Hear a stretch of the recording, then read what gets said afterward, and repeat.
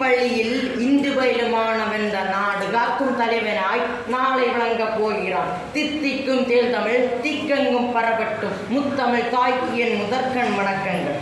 எதிர்கால பேகுலத்தில் எதிர்நீச்சல் போட்டு நிற்கும். நான் பேசிட எழுதிட பேதமிழ் புரிந்திட நடுவரவர்களே, ஆசிரியர் பெருமக்களே, ஆண்டோர்களே, சான்றோர்களே, என்னை போன்றோர்களே, வையகமே வானகமே, என்னை வாழ வைத்த தமிழகமே, அனைவருக்கும் என் முதற்கண் வணக்கங்கள் ஆகட்டும் என்று சொல்லி தலைப்புக்குள் நுழைகிறேன். தாருங்கள் தங்கள் காதுகளை.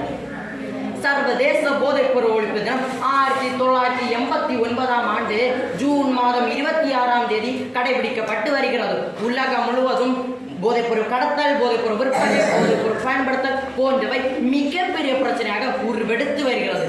இதில் அதிர்ச்சியான விஷயம் என்னவென்று தெரியுமா? உலகம் முழுவதும் சுமார் 30 கோடிக்கு மேல் சிறுவர்கள் முதல் பெரியவர்கள் வரை இந்த கொடிய பழக்கத்திற்கு அடிமையாக உள்ளனர்.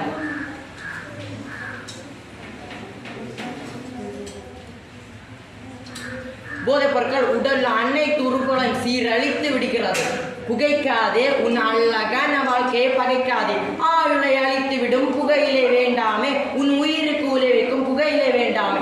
இந்த கொடிய பழக்கத்திற்கு அடிமையாக உள்ளவர்களுக்கு அபராதம் விதிப்பதாலோ, இல்லை சிறை தண்டனை கொடுப்பதாலோ, இல்லை வீட்டை விட்டே ஒதுக்கி வைப்பதாலோ இந்த கொடிய பழக்கத்திலிருந்து வெளிவர முடியாது. மனம் இருந்தால் மட்டுமே மார்க்கம் உண்டு என்பதை போல தன் மனதை கட்டுப்பாட்டுன்னு வைத்திருப்பதுதான். நாம் மனிதர்களுக்கு அனைவருக்கும் தனித்துவமான திறமை உண்டு. அந்த திறமை அறிந்து அதன் வழி நடந்து பெரும்புகள் அடைய வேண்டும்.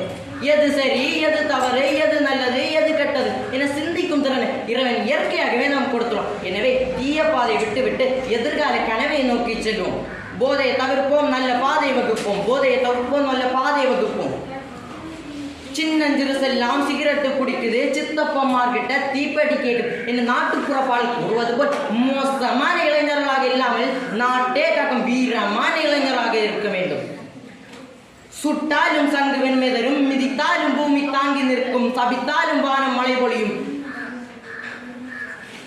வெற்றி கிடைத்தால் என் அடக்கம் உயர்ந்து நிற்கும், தோல்வி கிடைத்தால் என் பாதை தொடர்ந்து நிற்கும். பேச்சுக்கு முடிவில் வணங்குவது எனது பழக்கம். பேச வாய்ப்பளித்த உங்களுக்கு நன்றி, வணக்கம்.